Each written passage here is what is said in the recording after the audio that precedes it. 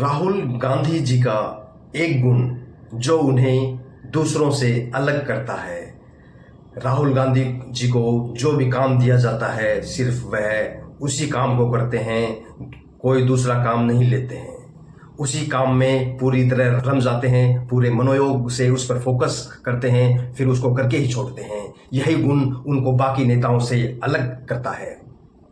चाहे उन्होंने कांग्रेस अध्यक्ष का काम किया हो तो सिर्फ कांग्रेस अध्यक्ष का ही काम किया है, पार्टी के संगठन को बड़ा बनाने और बढ़ाने में ही यकीन किया है। और जब सांसद रहे तो सिर्फ सांसद के काम पर ही फोकस किया, उसको बेहतर करने पर ही यकीन किया। फिर चाहे वो अमेठी के लिए काम किया हो और चाहे वायनाड के लिए काम किया हो।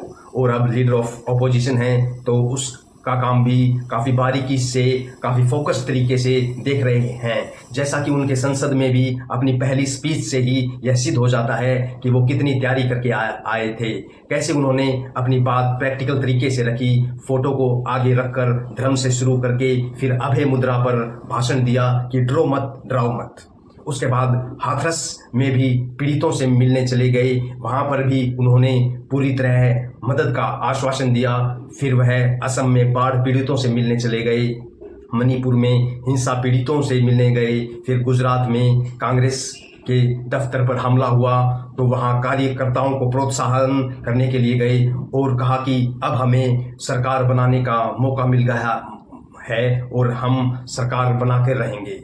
और फिर जब मुकेश अंबानी जी अपने बेटे की शादी का कार्ड देने उनके घर गए तो वह उनसे मिले बिना ही अपने कर्तव्य को जानकर दिल्ली में मजदूरों से मिलने चले गए, उनकी समस्याएं जानने चले गए और फिर रेलवे के लोको पायलटों से भी मिले, उनकी समस्याएं जानी। इस तरीके से उन्होंने अपने कर्तव्य को आगे रखकर कार्य किया और उसको प्राथमिकता दी। इस तरीके से उन्होंने जो उनकी इमेज बनी थी या बनाई गई थी उसको पूरी तरीके से ध्वस्त कर दिया और अपनी जननेता जननायक की छवि को घोषित कर दिया जो उन्हें आगे लेकर जा सकती है।